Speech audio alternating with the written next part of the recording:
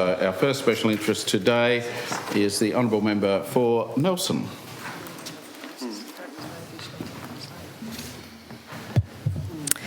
Thank you, Mr President. It is with great delight that I rise today to pay tribute to the considerable and ongoing contribution made to the local community by the Sandy Bay Regatta Association. Honourable members, I invite you to take a few minutes and indulge in revisiting in your minds our summer months, which can be such a vibrant, entertaining and enjoyable time for locals and visitors alike. For many, our summer months highlight and are intrinsically linked to our island culture, connected on a daily basis to coast and river. For many locals, they have grown up with the January Sandy Bay Regatta on the River Derwent as consider it to be a staple event of our summer program. Yet what many people may not realise is that this constant in our summer calendar is only possible due to the commitment and the drive of the Sandy Bay Regatta Association, which is comprised solely of volunteers. Since the inaugural Sandy Bay Regatta, held in 1849, it could be argued, Mr President, that the Association has had plenty of time to perfect the regatta and the smooth sailing, if you'll pardon the pun, of the event. 177 years' worth of practice, in fact. However, it is quite a remarkable achievement for a community volunteer-based organisation to continue for 177 years, to still be going strong and to have its main event become part of Hobart's living, breathing cultural fabric. It's the living cultural legacy forged by the early association's volunteers of over 100 years ago, as well as the ongoing and future vision of the current association members, which I wish to recognise and celebrate here today. The regatta's origins were based, I won't say grounded, Mr President, that might be unlucky, in the time-honoured tradition of local working seafarers of the day, testing their sailing and rowing skills against those of their mates. These water races and challenges, held on the 3rd of January 1849 for the first time, was a huge success, with over 2,000 people flocking to the banks of Dunkley's Point, as it was then known. By 1854, the annual event was attended by an estimated 10,000 people, and since then the regatta has gone from strength to strength, with the auspicious 175th anniversary celebrated in 2023. It's such a special element of our modern regatta that it holds those traditions and honours those water workers of yesteryear, weaving it into our cultural memory, our fabric, as a continual thread linking through to our current water sports and activities.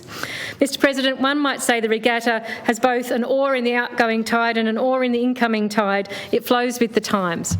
And while we still have the rowing and sailability races, which our forebears would find familiar, I do wonder what they'd make of innovations such as the stand-up paddleboarding events, Mr President. Similarly, the regatta has expanded to include land-based activities, and again I wonder what our forebears would make of the highly popular and enjoyable modern Blunston boot throwing competition. Mr President, they'd love it. I think they might.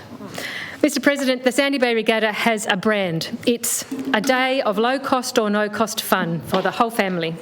I know the association takes this brand very seriously and takes pains to check in with event patrons to ensure they're delivering on that brand.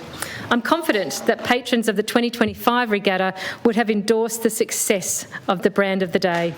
I'm confident, and I particularly wish to highlight the effort made at this year's regatta, driven by the ingenuity of the newest committee member, Lenka Yankokova.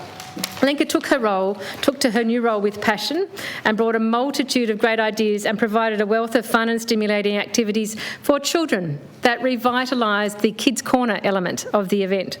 From face painting to crazy bikes, creative cartooning open workshops, BB Beatles circus performers and a range of other family-friendly games and activities, and all for a gold coin donation, Mr President. Lenka has been a wonderful addition to the committee, and I know that the association is always on the lookout for new committee members who can bring that kind of enthusiasm and skill to the mix in putting on this wonderful event. Delivering the fabulous, creative and fun day of water and land-based activities such as I enjoyed this year on the 25th of January would be a considerable achievement just on its own. However, for a volunteer-reliant organisation to do so on a yearly basis, year in, year out, to the extent the annual Sandy Bay Regatta is considered a constant of our summer social calendar, particularly for Southern Tasmanians, is a remarkable testament to the association and its team of volunteers. Mr President, I wish to acknowledge the Sandy Bay Regatta Association President Adrian Granger, who unfortunately couldn't be here today, and also Association Chair Mr Peter Douglas, who is here with us today in the chamber. And I also recognise the other committee members who contribute to this. They're a small but erstwhile committee, Mr President, and they certainly are always looking to the future and inviting new people to become involved. I congratulate not just the other committee members, but also all those who sponsor and who support the event in other ways. The River Derwent, our coasts, are integral aspects of our sense of place as Tasmanians.